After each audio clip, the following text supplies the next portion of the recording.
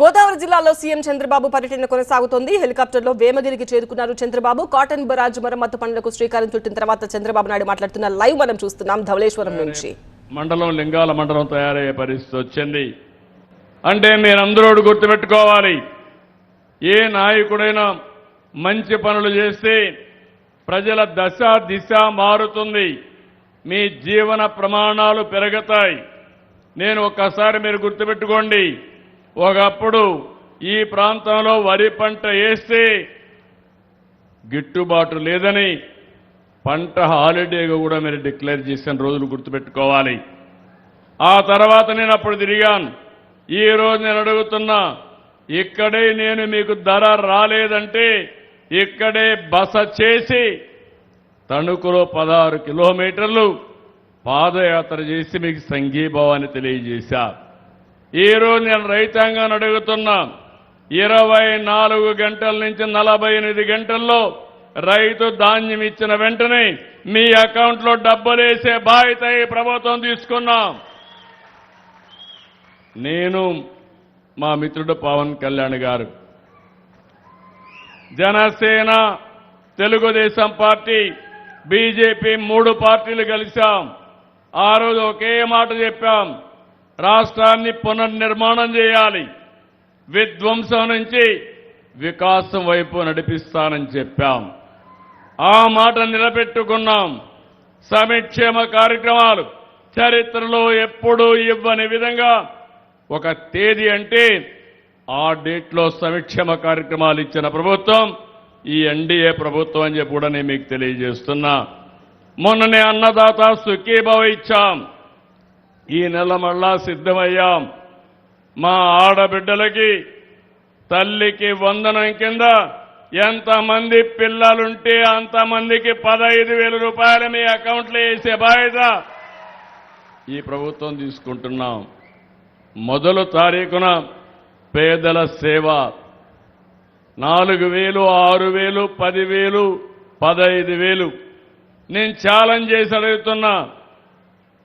ఒక భారతదేశంలోనే కాదు, ప్రపంచంలో ఎక్కడ కూడా ఇవ్వని విధంగా సంక్షేమ కార్యక్రమాలు ఇచ్చాం. ఈరోజు ఒక పక్క సంక్షేమ కార్యక్రమాలు ఇచ్చాం, ఇంకో పక్క అభివృద్ధిని పరిగెత్తిస్తున్నాం.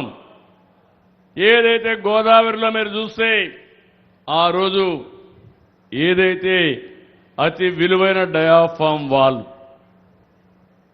440 కోట్ల రూపాయలు ఖర్చు పెడితే దాన్ని కాపాడలేకుండా గోదావరి పాలు చేసే పరిస్థితికి వచ్చారు.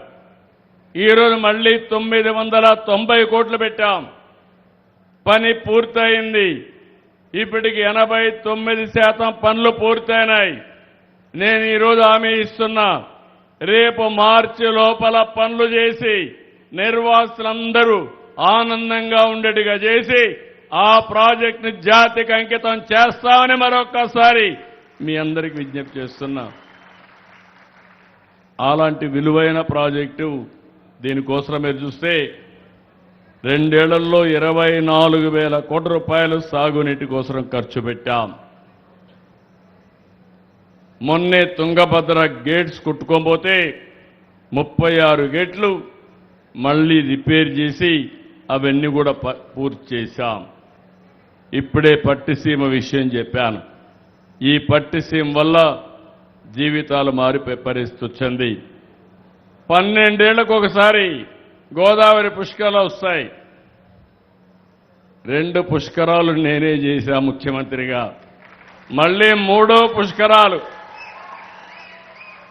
మళ్ళీ రాబోయే సంవత్సరం గోదావరి పుష్కరాలు అత్యంత వైభవంగా చేసే బాధ్యత ఈ ప్రభుత్వం తీసుకుంటుందని చెప్పి నేను మీకు అందరికీ తెలియజేస్తున్నా. ఎందుకు నేను ఈ మాట వాడుతున్నానంటే, మనమందరం కూడా నదులను పూజించడం, ప్రకృతితో అనుసంధానం కావడం మన వారసత్వం, మన సంస్కృతి. అలాంటిది మొట్టమొదటిసారిగా నిర్వహించినప్పుడు ఘనంగా ఎక్కడికక్కడ ఘాట్లన్నీ కట్టాం. నేను ఈరోజు ఇంకొక విషయం కూడా మీరు గుర్తుపెట్టుకోవాల్సింది, ఒక పక్కన రాజమహేంద్రవరం, పేరు కూడా పోయిన పుష్కరాల్లో నేనే పెట్టా. ఇంకొక పక్క కొవ్వూరు, ఇంకొక పక్క పోలవరం వరకు వెళ్తే పోలవరం కూడా నా పూర్వజన్మ సుకృతంగా భావిస్తున్నా. ఆ ప్రాజెక్ట్ని స్పీడ్గా అమలు చేయడమే కాకుండా పూర్తి చేసి జాతికి అంకితం చేసే అదృష్టం నాకు రావడం ఇది ఒక అదృష్టంగా నేను భావిస్తున్నా. ఈ సందర్భంలో నిన్న నేను ముంబైకి వెళ్ళి డిప్యూటీ సీఎం పవన్ కళ్యాణ్ గారిని కలిసి వచ్చాను. ఆయన భుజానికి ఆపరేషన్ అయింది. ఎందుకంటే ఆయనకు ఫ్యాన్స్ ఎక్కువగా ఉంటారు. ఎక్కడికి బయట వచ్చినా తోపుళ్ళు కూడా అట్నే ఉంటాయి. ముందుకు లాగడం మా రాజకీయ నాయకులకు అందరికీ ఉంటాయి, ఆయనకి ఇంకొంచెం ఎక్కువగా ఉంటాయి. దాంతో భుజం కూడా కొంత దెబ్బతినడం, ఆపరేషన్ చేసుకున్నారు, ఫాస్ట్గా కోలుకుంటున్నారు. నేను ఇప్పుడే పనికి వస్తానంటే కాదు జాగ్రత్తగా చూసుకో.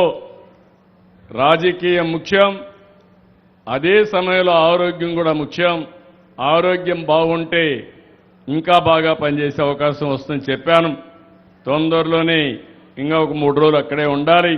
తొందరలో వస్తాడు. ఆయన, నేను, నరేంద్ర మోడీ గారు ఒకటే ఆలోచిస్తున్నాం. నరేంద్ర మోడీ గారు ప్రధానమంత్రిగా 2047కు భారతదేశాన్ని వికసిత్ భారత్గా తయారు చేయాలనేది లక్ష్యం. నేను, పవన్ కళ్యాణ్ గారు 2047కి స్వర్ణ ఆంధ్రప్రదేశ్గా తయారు చేయాలనేది మా లక్ష్యం. అందుకే 36 ప్రాజెక్టుల్ని పూర్తి చేస్తున్నాం. నాకెప్పుడు కూడా గోదావరి జిల్లాలంటే ఇప్పుడే కాదు, మొదటి నుంచి కూడా నా రాజకీయ జీవితంలో గోదావరి జిల్లాలు ఎప్పుడు కూడా నన్ను ఆశీర్వదించాయి. ఎంత నమ్మకం అంటే ఒకప్పుడు తూర్పు గోదావరి జిల్లా సమైక్య జిల్లా. హరికేన్ తుఫాన్ వచ్చింది, 10 రోజులు ఇక్కడే ఉన్నా.